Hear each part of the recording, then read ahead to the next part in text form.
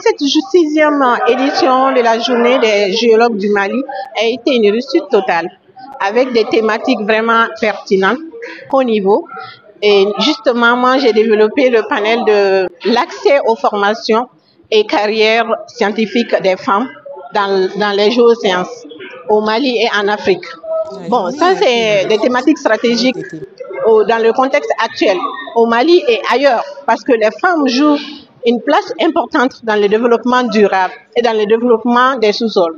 Donc, on parle maintenant de la souveraineté des ressources minières et aussi de l'épanouissement des femmes et l'autonomisation des femmes.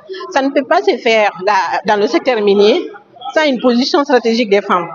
C'est-à-dire, dans le secteur minier, les femmes sont défavorisées, les femmes sont faibles, il y a un nombre vraiment limité des femmes dans le secteur, surtout dans les postes clés.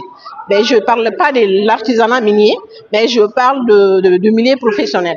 Dans les industries minières, les femmes ne dépassent pas 1% au Mali ici. Donc, il est temps de réfléchir sur quelle stratégie et quelle politique ciblée pour l'inclusion de ces femmes-là dans le secteur minier. Et personne ne le fera à notre place, parce que c'est nous les géologues. On a fait ces études-là par passion. Donc, la science de la terre et tout ce qui est ressources du sous-sol avec les structures. Donc, vraiment, on demande à l'État de nous accompagner pour l'insertion des femmes dans le secteur minier et l'épanouissement pour un développement durable et une transformation économique. Dans l'état actuel du pays, comme vous le savez, c'est très compliqué, c'est délicat. Quand vous voyez, on ne peut pas dépasser Bamako pour aller à Sikasso, j'ai mon projet à Sikasso, sans vous arrêter ou vous kidnapper, ça c'est un problème majeur dans notre secteur. Parce que moi je suis dans l'investissement, comme tant d'autres. On développe des projets, on porte des projets. On ne fait qu'injecter des millions dans les projets. Et avant d'avoir le retour d'investissement. Mais si ces projets-là sont menacés, et nous, on fait ces investissements en pensant au retour avec les bailleurs. Et qui va venir dans des conditions aussi complexes sécuritairement, comme le cas du Mali, c'est compliqué. Donc nous-mêmes, on essaye de se débrouiller et de s'accrocher. Si l'État peut penser à nous et nous réconforter par rapport à la situation, ça va nous soulager.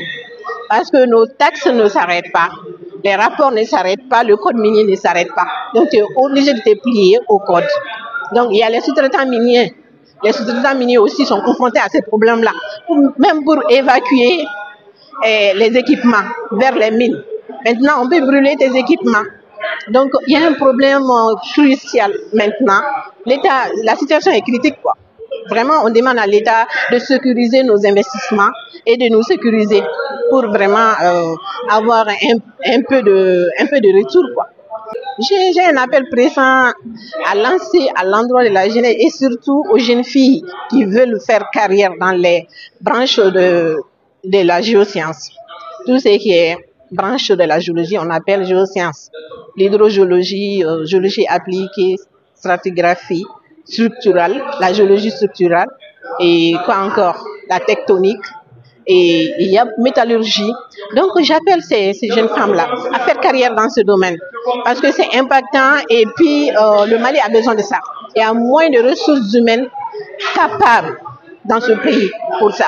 Et je demande aussi à l'institution, à l'État d'accompagner les jeunes filles avec des bourses d'excellence, même aussi les professionnels qui ont terminé avec leur formation, de les accompagner avec les bourses pour la spécialisation. Parce que la ressource humaine, on est en train d'aller vers le contenu local. Le contenu local ne peut pas se faire sans les champions nationaux. Et il faut créer ces champions nationaux par des formations d'expertise. Il faut créer des compétences. Donc les compétences, là, on ne peut pas acquérir ça sans vraiment investir. Donc il faut investir dans le savoir, dans l'innovation et aussi dans la gouvernance durable.